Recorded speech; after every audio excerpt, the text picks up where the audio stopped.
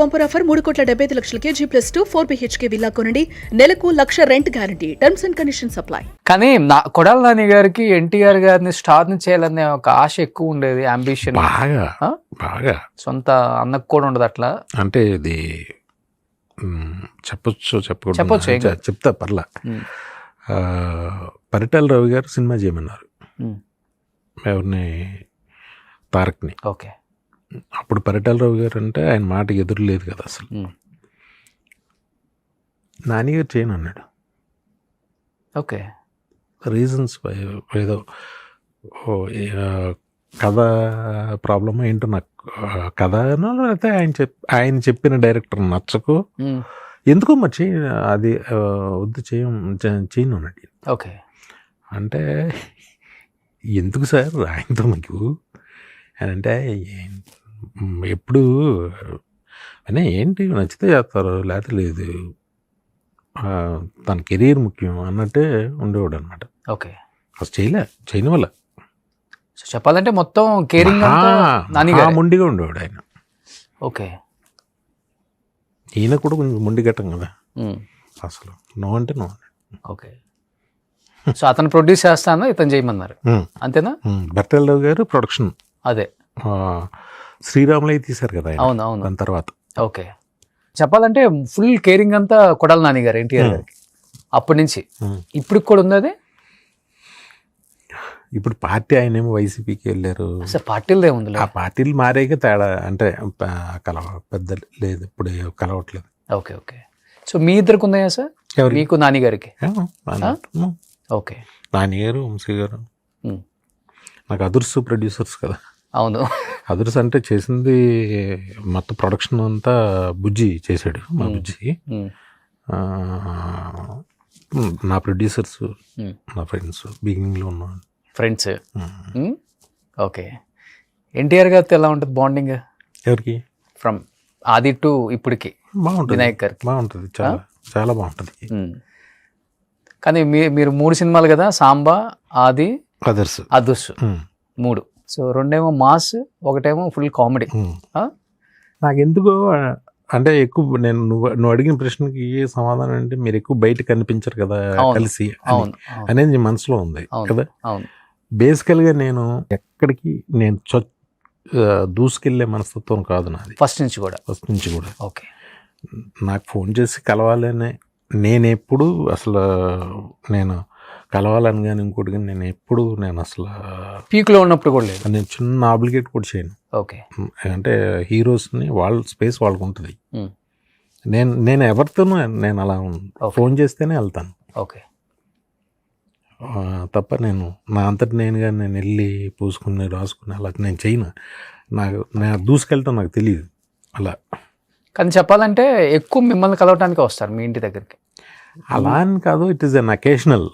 ఏదన్నా అకేషన్ ఉంటే అదే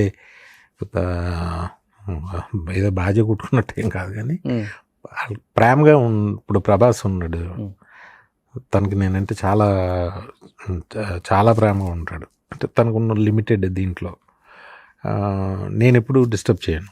నేను ఎప్పుడు కలుద్దామా అది ఇది అని నేను అస్సలు అన్నాను. పాపం తనకు మాత్రం ఎప్పుడో 2 నెలలకు 3 నెలలకు ఎప్పుడో సరదాగా కలవాలని అనిపిస్తుంది. తనకు అనిపించినప్పుడు డార్లింగ్ ఎక్కడున్నారు అని, ఆ స్టార్ తను ఇప్పుడు ఇండియాస్ బిగ్గెస్ట్ స్టార్ అయినా తన ఫ్రెండ్స్ దగ్గరికి వచ్చేసరికి అలా ఉండడు. ఓకే. చాలా ప్రేమగా చాలా ఇదిగా ఉంటాడు అన్నమాట. అలా వచ్చి కలిసారు కదా 2-3 టైమ్స్ ఇక్కడే. మొన్న ఇప్పుడు కలిసాం. అవును. ఆ ఫొటోస్ వచ్చినాయి. అవును. చాలా కాలం అయింది కూర్చుని, సరదాగా కూర్చుని అలాగే. ఓకే. గౌరులు చెప్పుకుంటా, గంటలు అయిపోద్ది గౌరులు చెప్పుకుంటా. కానీ ఆల్మోస్ట్ కొంతమంది హీరోస్కే కానీ నేను పాన్ ఇండియా పాన్ వరల్డ్ అని చాలా మందికి లేదు. అది మీరు చెప్పినట్లుగానే ప్రభాస్ గారికి 0 యాటిట్యూడ్ అసలుకి. ఆయన అసలు స్టార్ హీరో అనేది ఆయన ఎవరైనా గుర్తు చేస్తే ఆయనకు తెలుస్తుందేమో, కానీ అది అసలు ఆయన మైండ్లోనే ఉండదు. అసలు ఉండదు. తను అసలు డబ్బు పట్టి చూడు. తన సినిమా విషయంలో మాత్రం చాలా సిన్సియర్గా, ఓకే, చాలా కేర్ఫుల్గా, చాలా హార్డ్ వర్క్. తను ఆ సినిమా ఉన్నప్పుడు మాత్రం ఒక షెల్లో ఉంటాడు. చాలా చాలా భయంగా ఉంటాడు. ఓకే. చాలా ఇదిగా ఉంటాడు. మీ బర్త్డే రోజు వచ్చారు కదా, వస్తాడు. మీ బర్త్డే రోజు చిరంజీవి గారు, రామ్ చరణ్ గారు, అవును, ప్రభాస్ గారు, బన్నీ గారు ఎక్కడ అవుట్డోర్ షూట్లో ఉంటే ఖచ్చితంగా డాడీ నా తరపున నువ్వు వెళ్ళాలని అరవింద్ గారిని పంపించారు. నీకెళ్ళి తెలుసు ఇవన్నీ, నీకెళ్ళి తెలుసు. నువ్వేంటి మా ఇంటి దగ్గర కెమెరా పెట్టావేంటి? మీ ఇంటి దగ్గర కెమెరా కదా సార్. బన్నీ గారు పర్టికులర్గా అరవింద్ గారిని పొమ్మని చెప్పి ఫోన్ చేశారని చెప్పి నేను న్యాచ్లో యుఎస్లో ఉన్నాను సార్. ఓకే. బన్నీ గారు కూడా దానికి వచ్చారు. ఓహో. నేను అక్కడ విన్నాను, వాళ్ళ దగ్గరే విన్నాను అప్పుడు. అంటే పర్టికులర్గా డాడీ నువ్వు వెళ్ళాల్సిందే, వినాయక్ గారికి విష్ చేసి మనం పలకరించి రావాలి, నా సైడ్ నుంచి వెళ్ళాలి డాడీ అని పంపించారు నేను విన్నాను. కానీ ఎన్టీఆర్ గారు రాలేరు కదా ఆ రోజు. తారక లేదు, తను అప్పుడు తను రాలా, వారు ఏదో షూటింగ్లో ఉన్నట్టున్నాడు. Okay okay. వచ్చారా సార్ తర్వాత మీ హెల్త్ తర్వాత ఒక్కసారి ఇంటికి వచ్చి పలకరించడం కానీ? కలిసి అంటే లేదు, ఇప్పుడు తను బిజీగా ఉన్నాడు, ఏదో మాట్లాడే అంతే ఫోన్లో. వెళ్తాను. ఇట్ ఇస్ నాట్ పెద్ద ఇష్యూ కాదు, అలాగని చిన్నది కాదు, పెద్ద. అది ఎలా అంటే కావాల్సిన వాళ్ళకి ఇప్పుడు తనకి అంటే తెలియనట్టు చాలా మంది తెలియనట్టుగా ఉంటారు. నేను చెప్పను, కానీ వేరే వాళ్ళ త్రూ అని తెలుస్తుంది, బట్ అడగాల వద్దా ఇలాంటివి ఉంటాయి కదా. ఓకే ఓకే, అది ఉంటుంది కామన్. కానీ మీరేమో చేసిందేమో సాఫ్ట్ డైరెక్టర్స్ దగ్గర వర్క్. ఎస్వి కృష్ణారెడ్డి గారు కావచ్చు, ఈవీవి సత్యనారాయణ గారు కావచ్చు, వాళ్ళంతా ఫ్యామిలీ. మీరు తీసిందేమో మొత్తం మాస్. ఎక్కడ అబ్బింది అసలు సినిమా? చిన్నప్పటి నుంచి కూడా నేను సినిమాని చూసి నేర్చుకున్నదే కదా. నాకు ఆ సినిమాలు ఎక్కువ చూడడం వల్ల లేదు, అవసరం. ఆ రోజు నాకు మాస్ సినిమా కావాలని అడిగారు. వన్స్ ఆ బ్రాకెట్లో తీసిన తర్వాత, అది ఒక హై వోల్టేజ్ డ్రామా తీసిన తర్వాత అందరికీ కూడా ఇంకా ఆ కైండ్ ఆఫ్ జోనరే కావాలని కోరుకుంటాం. ఏ ప్రొడ్యూసర్ అయినా, ఏ హీరో అయినా. నేను అన్నీ కూడా హీరోలకి టైలర్ మేడ్ చేసినవే. ఓకే, ప్రతిదీ అన్నీ. ఓకే, అంటే కథని సంవత్సరాలు బడి రాస్తారా, లేకపోతే భాగ్యరాజ్ గారి లాగా ఆయనైతే రేపు షూటింగ్ అంటే ఇవ్వాలే రాసుకుంటారంట? ఆయన వేరండి, ఆయనలాగా ఎవరు ఉంటారు? అవన్నీ రేర్, వాళ్ళు చాలా రేర్గా ఉంటారు. అలా నా జీవితంలో ఒక్కసారి జరిగింది అలాగ తప్ప అస్తమానం జరిగే విషయాలు కాదు. అది ఒక్కదానికే. ఓకే. భాగ్యరాజు గారు అంటే ఆయన వేరు, వాళ్ళ ఇండియన్ రైటర్స్లోనే ఆయన వేరు. సార్ ఇప్పుడంటే రామోజీ ఫిలిం సిటీ సెట్లు వచ్చేసినాయి, రాయలసీమను కూడా ఏడా చూపిస్తాం మనం.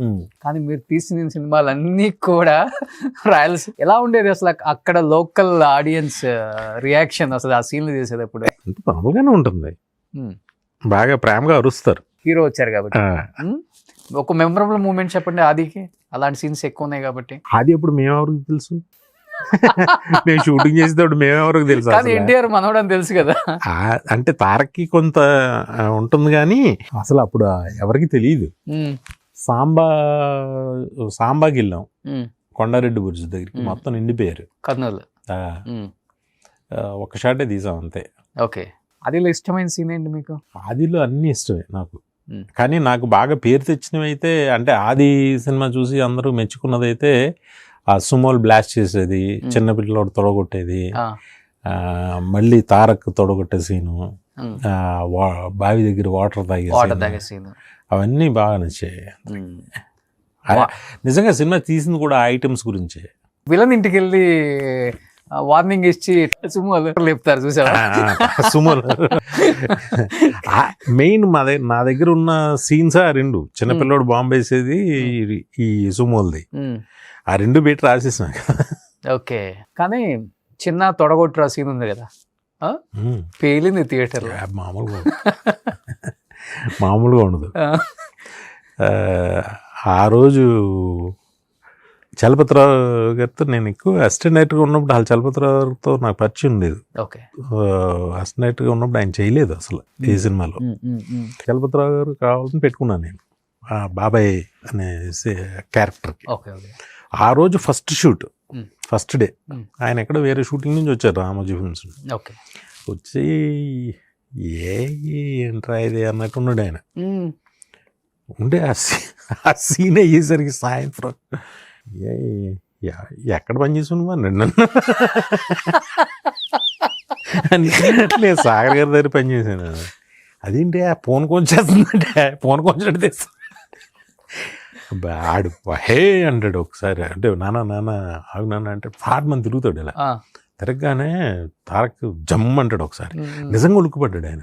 ఓకే నిజంగా ఓకే ఇప్పుడు ఏంటి ఇలా తీస్తున్నారండి సినిమా అనుకున్నాడు ఆయన. అంటే ఏంటి ఇది ఏంటి చెప్పు కథ ఏంటి అన్నాడు.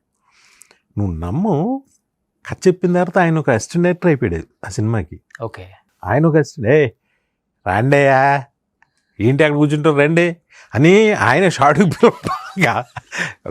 ఆ తర్వాత మా అనుబంధం చాలా గొప్పగా నా అన్ని సినిమాల్లో ఉన్నారు ఆయన.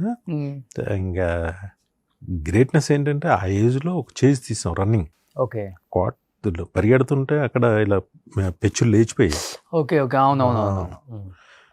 అయినా సరే పద 50 daysలో తీస్తాం సినిమా మొత్తం సినిమాని కూడా. 50 days 50 roles 175 days కొడితే. కానీ ఎన్టీఆర్ గారు కూడా కొత్త కదా, అంటే 3 సినిమాలు తీశారు అప్పటికి. ఓకే, బట్ ఈ టైప్ ఆఫ్ జోనర్ లేదు.